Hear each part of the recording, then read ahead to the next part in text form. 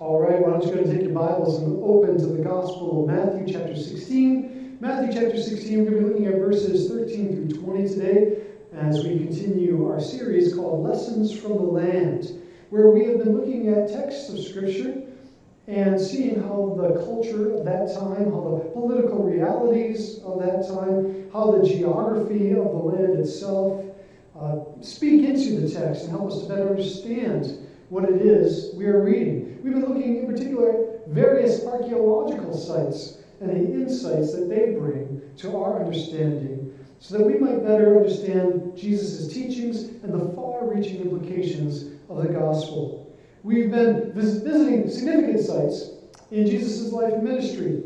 Bethlehem, where he was born, Nazareth, where he grew up. We moved to the Sea of Galilee and spent a number of weeks there, visiting at least 5 different towns and cities where Jesus ministered around the Sea of Galilee, and so that was the main place where most of his ministry and miracles took place.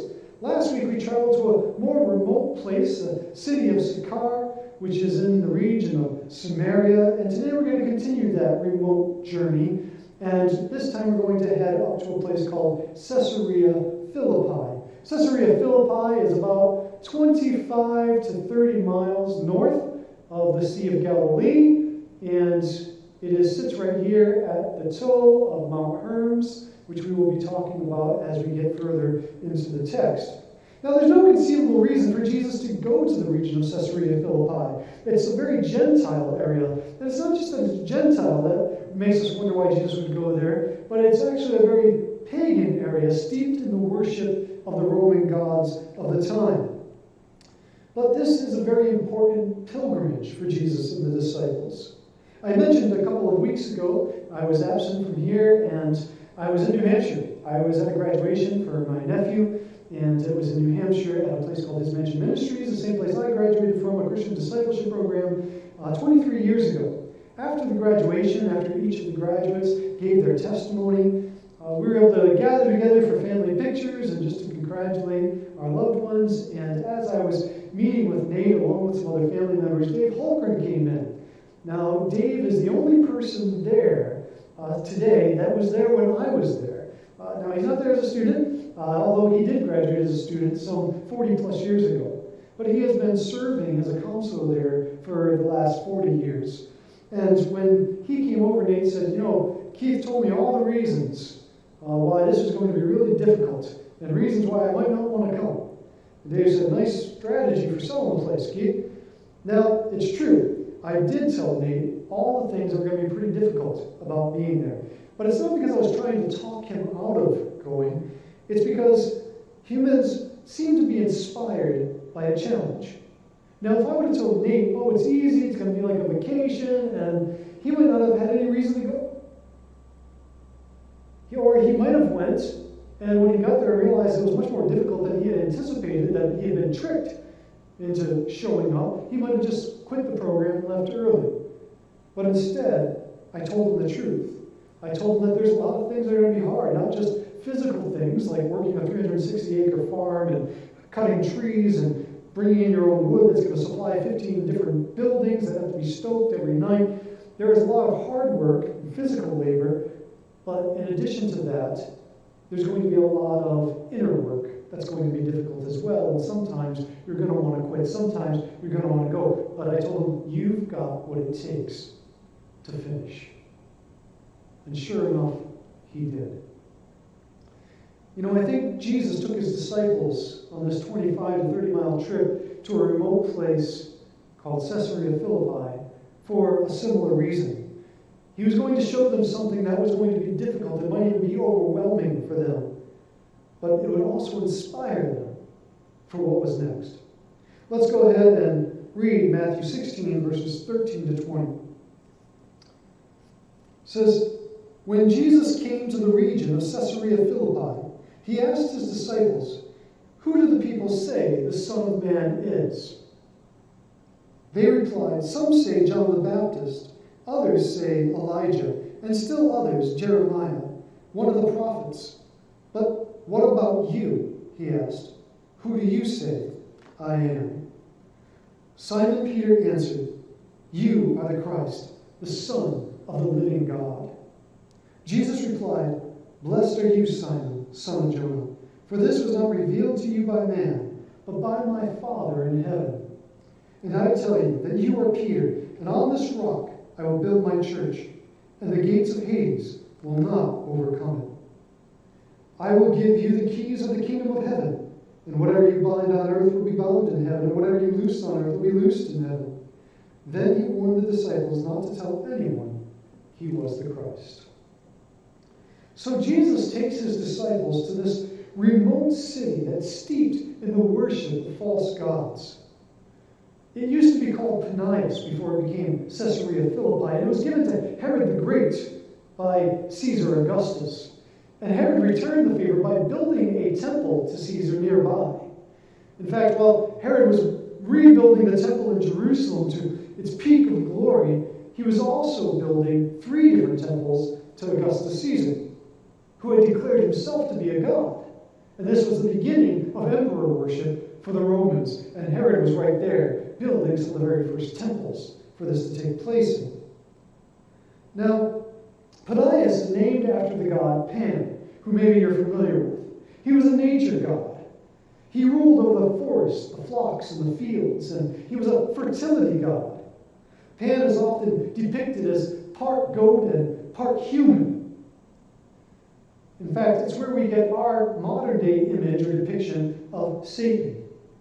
Now, the Bible doesn't say that Satan looks like a half goat with horns on his head, but we get this depiction from Pan. In fact, the Bible says something quite different. It says that the devil comes dressed as an angel of light. But we wanted something a little scarier, so we borrowed Pan for the image of Satan. One person said this about Pan. He described him this way: Pan was a rustic figure, inhabiting high hills and caves, and worshipped in outdoor contexts, particularly where abundant water sources pointed to fertility. Now, in Caesarea Philippi, there was a cave from which a major spring flowed. In fact, up here on the screen, you'll see this larger temple here. This is the temple to Pan, and it is built right in front of a major mouth to a cave from which water was flowing, and it did actually flow out from underneath this structure, and you can see part of the spring down here. That spring is still flowing today, but with some adjustments. We'll talk about that later as well. But not only was Pan worshipped there, but also Zeus. Here's another temple dedicated to Zeus, and here's a niche. Inside this niche was a statue of one of the gods who was worshipped in an outdoor context. There are other outdoor worship areas, and over here is the goat's pen, where some things took place that we'll talk about later. Now, Josephus writes of the cave at Panias. He says, "The place is called Panaeon. At this spot, a mountain rears its summit to an immense height aloft. At the base of the cliff is an opening into an overgrown cavern. Within this, plunging down to an immeasurable depth, is a yawning chasm, enclosing a volume of still water, the bottom of which no sounding line has been found long enough to reach. Outside and from beneath the cavern well up the springs from which, as some think, the Jordan takes its rise." End quote. And he's right. The Jordan, this is one of the main feeding springs that begin the Jordan River. Now, in this area, they built these temples and courtyards in front of and around this major cave, and it was believed that this was no ordinary cave. Ray Vanderlaan tells us more about it. He writes, "To the pagan mind, then, the cave and the spring water at Caesarea Philippi created a gate to the underworld. They believed that their city was literally at the gates of hell. In order to entice the return of their god Pan each year, the people of Caesarea Philippi engaged in horrible deeds, including prostitution and sexual interaction between humans and goats." So the idea is that the people of Caesarea Philippi and the Roman world believed that this was the gates of hell, and that this cave, where this spring was the place where the gods would come into, and they would go down to Hades. Now, Hades isn't like what we think of hell and torture. There's another place that's deeper than Hades in the Roman mind that is that, but Hades is more like the Old Testament Sheol. It's a place for the dead in some sense, but also for gods. And the gods would disappear down here during a certain time of year that we like to call winter.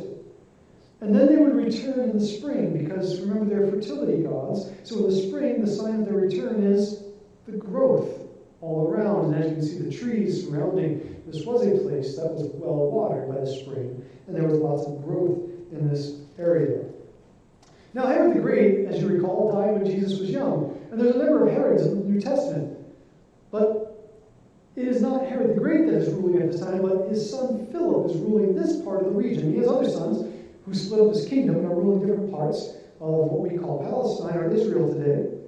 But his son Philip, Herod Philip, or Philip the Tetrarch, is ruling this area of Israel. And Philip the Tetrarch built up a major city near this temple complex. What used to be called Panias, or today Banias, because the Arabic does not have a P, so it just replaces it with B, so it's still the same name, nice. But for a time, it was renamed Caesarea Philippi, after Caesar and yours truly, Philip himself.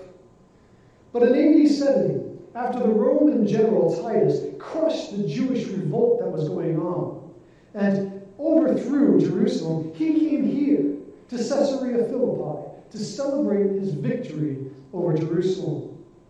And Josephus, the first century historian, writes, "Many of the prisoners perished here, some thrown to wild beasts, others forced to meet each other in full-scale battles." So here, in the midst of the world's deepest darkness, Jesus asks his followers, "Who do you say I am?" I found that faith shines the brightest in our darkest hours. Maybe that's why John's Gospel opens the way that it does, where it says, "And the Word became flesh and made his dwelling among us. In him was life, and that life was the light of men. The light shines in the darkness, and the darkness has not overcome it." I was talking to a woman who had a terminal illness, and she said she doesn't know how people get through this kind of thing without faith. But she also expressed some frustration with Christians who would try to encourage her and didn't seem to understand why she was struggling with the idea of dying. Because after all, you know where you're going to go. And she said, they don't know what it's like to be told you're going to die. And she said there's a big difference between knowing that you're going to die one day and being told that you have just a few months left to live. These are two very different things. She said, it's scariest in the night when you awake and you're all alone. Now, this was not a person of weak faith. This was just a very honest person. A person who couldn't imagine facing terminal illness without faith. Her faith made it possible. In your darkest hours, when the world is overwhelming you, whether you're facing divorce or a diagnosis or death of a loved one, Christ asks you, who do you say I am? And from you know not where, something will arise from within you that responds, you are the Christ, the Son of the living God. You are the one who overcomes the darkness of this world. And the gates of hell will not overcome it. Jesus is standing with his disciples before these shrines and temples, in front of a great cave where the temple of Pan stands and water gushes forth from underneath it. And it was believed that this was the gateway to the underworld in which the gods would come forth every spring. And it's been built up in majesty and power so people can see the glory of the site. A temple to Zeus has been added, and niches stand the walls in which there are statues to the gods. And how overwhelmed the 12 disciples must have felt being in this place. Because they also understood that in good rabbinic fashion, the rabbi was commissioning them. He was telling them to go forward and to take on the world. He places the keys in their hands, and it's a transfer of responsibility, a lot like when you place the car keys in the hands of a 16-year-old teenager when they're getting ready to go out for the first time because they just got their license and to drive on their own. But it's much bigger than that, of course. He assures them that they are more than able, because the victory is not based on their efforts alone, but upon the one in whom they place their trust. And this is what it means when it says, on this rock I will build my church. The rock is not Peter, but Peter's confession. You are the Christ, the Son of the living God. And all those who trust in this confession are founded upon the rock. Now, Panias sits at the toe of the largest mountain region in Israel, Mount Hermos. There it is, tucked right in. You saw the walls of that mountain right behind it, from which that cave was and those niches were. Now, Dr. Paul Wright describes the mountain this way, saying, it's made of the kind of hard limestone that provides the best water resources, building materials, and soil of all the rocks of the land of Israel. In other words, a natural resource in which one can find strength, security, and everything necessary for life, even in an otherwise hostile and pagan environment, just like the church should be. End quote. So Jesus takes his disciples to the center of world worship that is built on a rock. The gates of hell stand before them, representing the powers of this world.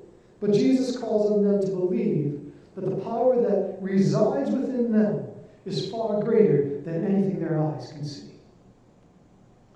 Jesus calls on his followers not to defend themselves, but to storm the gates of hell. Jesus was right, of course. Panias once represented all that the world had to offer. But if you visit Panias today, this is what's left. Here's the mouth of the cave that the Temple of Pan once stood in front of. Here's the niche in the wall that there used to be a statue. It's long gone. This platform where the other temple to Zeus would have been. And the rubble of what's left, which isn't much. Here's a picture of me standing in front of that cave getting ready to storm the gates of hell. It was kind of cold out, the time when the gods would have been away in the underworld. But I did have the bravery to return in the summertime. And this is what it looks like in the summertime. Here's that spring flowing out. You see the green all around it. Here's that cave in the background, that niche that statue would have been in. But you know who comes here mostly today? It's not worshippers of Pan or Zeus or Hermes or Nemesis. It's Christians, Christian pilgrims. Come and fill this site every day to see the place where the gates of hell were supposed to be, where Jesus made this declaration. And I think it's great. I think it's great because I'm sure that the disciples were overwhelmed seeing this place and seeing all the worship that was going on there. How could we ever do this? And if only they could see today that this place was desolate. An earthquake changed the place of the river. It doesn't no longer come out of the cave anymore, but it comes out nearby. And I'm guessing maybe the earthquake took out some of those temples and they decided not to rebuild. But if they would see the crowds of followers who come from all over the world, followers of Jesus, who gather here in pilgrimage here now, how this whole thing has been turned upside down. And now we are the keeper of the keys. The next scene is Jesus telling the disciples that he's going to die. Now, we didn't read that part, but if you read on, he's telling them that he's going to die. This pilgrimage is a celebration and a graduation ceremony, if you will. The disciples are now becoming rabbis, or as we'll call them, apostles. And Jesus is handing them the keys of the kingdom. And of course, with keys comes responsibility. They will have to learn to live into that responsibility. And they will stumble along the way, just as we do. Because no one saying yes to Christ fully understands the implications. It's something that's revealed more and more along the way. Now, the disciples have gone, and the keys have passed to us. We are the church built upon the foundation of Christ and the apostles. And the foundation is our confession. You are the Christ, the Son of the living God. And all of its implications, including the reality that we are His, and we are being conformed to His image. And isn't this what we declare when we take communion? And we say, Christ in us, the hope of glory.